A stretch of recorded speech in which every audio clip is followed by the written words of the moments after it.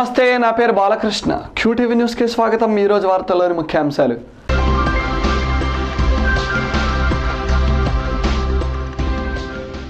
నియోజకవర్గంలో శరవేగంగా అభివృద్ధి పనులు, శంకుస్థాపనలు చేసిన మంత్రి కన్నా లక్ష్మీనారాయణ. వికలాంగులను ప్రభుత్వం ఆదుకోవాలి, జనవరి 4న చలో సికింద్రాబాద్ను విజయవంతం చేయాలి. నేరాల నియంత్రణకు సమర్థవంతంగా పనిచేస్తాం, అర్బన్ పోలీస్ జిల్లా ఎస్పీ గోపీనాథ్. గుంటూరు పశ్చిమ నియోజకవర్గంలో అభివృద్ధి పనులు శరవేగంగా జరుగుతున్నాయని రాష్ట్ర మంత్రి కన్నా లక్ష్మీనారాయణ తెలిపారు. వెంకటరమణ కాలనీ, హౌసింగ్ బోర్డులలో ఇప్పటికే 1,20,00,000 రూపాయల పనులు ప్రారంభమయ్యాయన్నారు.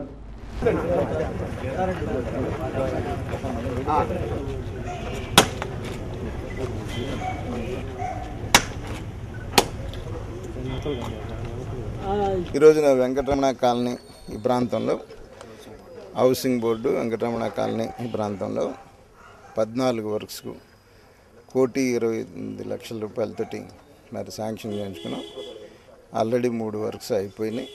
తతిమా 11 వర్క్స్ కూడా ఈరోజున శంకుస్థాపన చేసుకోవటం జరిగింది. ఇవన్నీ త్వరగా పూర్తి చేసి ప్రాంత ప్రజలకి మంచి రోడ్లు సౌకర్యం కల్పించడం. సమాజంలో బడుగు బలహీన వర్గాల వారు, వికలాంగులు పోరాటాలకు సిద్ధమవుతున్నారు. ఈ ఏడాది మే నెలలో ఎన్నికలు జరగనున్న నేపథ్యంలో తమ సమస్యలను ప్రభుత్వానికి చెప్పాలనుకుంటున్నారు. ఈ సమయంలో అయితే ప్రభుత్వం తమకు న్యాయం చేస్తుందని వారంతా భావిస్తున్నారు. అందుకే పలు కార్యక్రమాలను రూపొందించుకుంటున్నారు.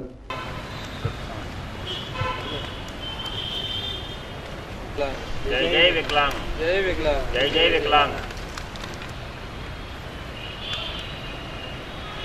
వికలాంగుల పోరాట సమితి జిల్లాలి మందకృష్ణ నాయకత్వం జయప్రదం చేయండి. ఈ నెల జరుగు వికలాంగుల మహాసభను కృష్ణమాది గారి నాయకత్వంలో జనవరి 4 జరుగు సికింద్రాబాద్ పాల్ గార్డెన్లో వికలాంగుల మహాసభను ఈ నగరంలో ఉన్నటువంటి ప్రతి ఒక్క వికలాంగులు ఇచ్చేసి ఆ సభను జయప్రదం చేయవలసిందిగా కోరుచున్నాం.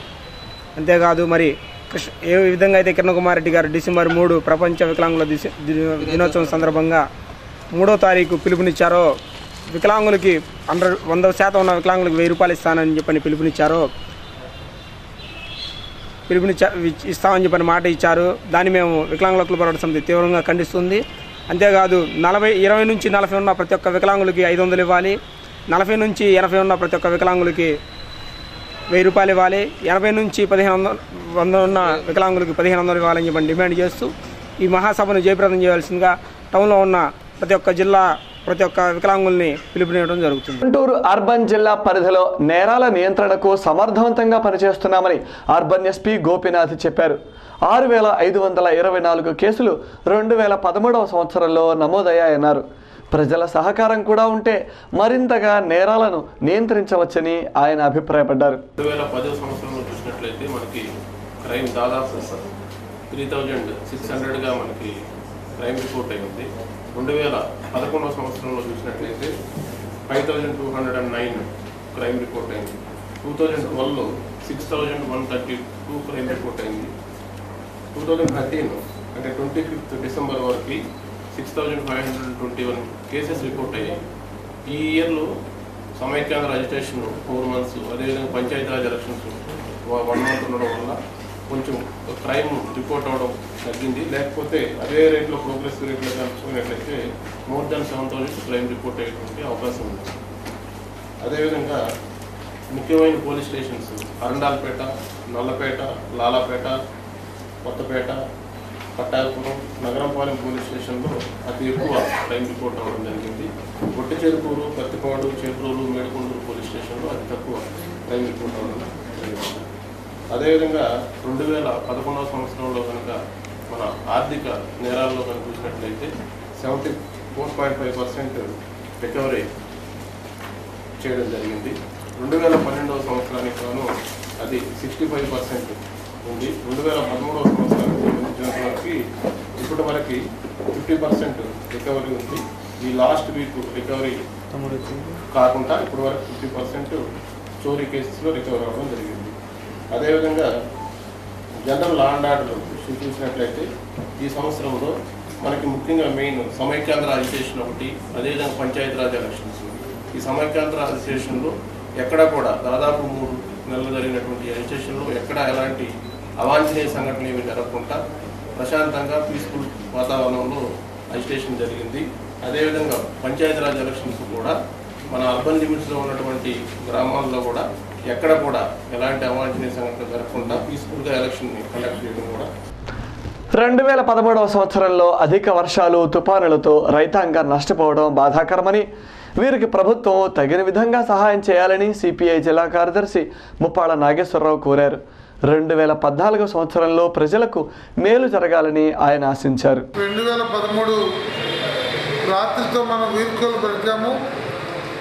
2014 సంవత్సరం రాష్ట్రంలో ఉన్నటువంటి సంక్షోభభరితమైనటువంటి రాజకీయ పరిస్థితి నుండి కనీసం ఈ జనవరి ఆఖరు నాటికి ఒక ముగింపు పలుకుతుందని ఆశిద్దాం.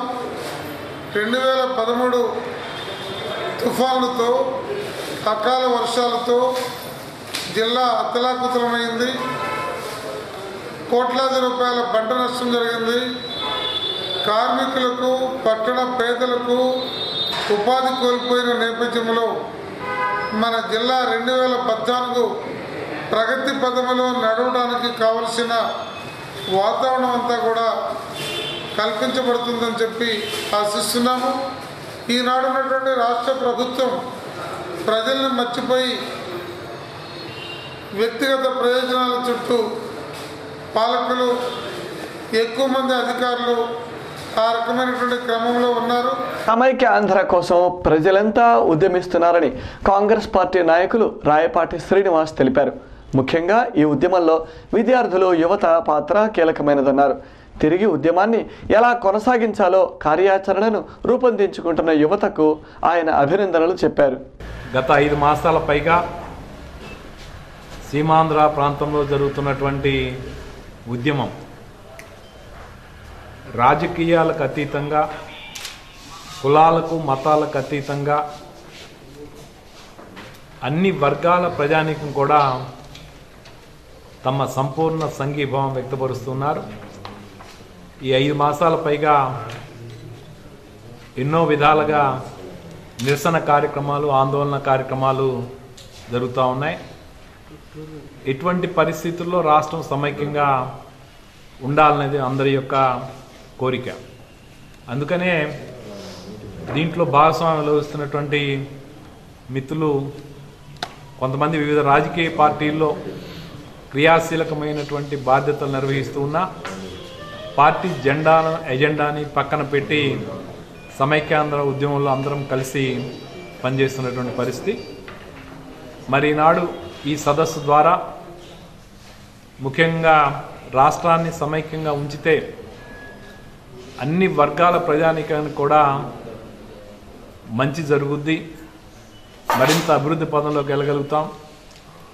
అదేవిధంగా విద్యార్థులకు సంబంధించి, యువజనులకు సంబంధించి వారి యొక్క భవిష్యత్తు అన్ని విధాలా కూడా బంగారు భవిష్యత్తుగా తీర్చిదిద్దుకోవడానికి అవకాశం ఉంటుంది. కాబట్టి అసెంబ్లీ ఎన్నికలు సమీపిస్తూ ఉండడంతో ప్రజాప్రతినిధులు త్వరగా అభివృద్ధి కార్యక్రమాలకు శంకుస్థాపనలు చేసేస్తున్నారు. రేపు ఏ రోజైనా ఎన్నికల ప్రకటన వెలువడితే ఈ కార్యక్రమాలు చేయడానికి ఎన్నికల కోడ్ అడ్డు వస్తుంది. అందువలనే నగరంలో శంకుస్థాపనలు ఎక్కువగా జరుగుతున్నాయి.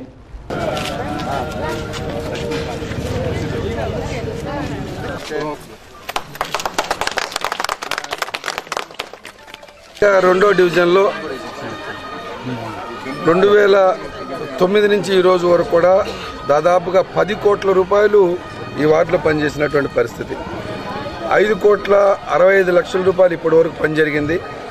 ఇంకొక 50 లక్షల రూపాయలు ఈ రోజు ఇంకా పనులు జరుగుతూ ఉన్నాయి. ఒక 2 కోట్ల రూపాయలు ఇంకా పనులు మొదలు పెట్టుకోవాల్సిన పరిస్థితి ఉంది.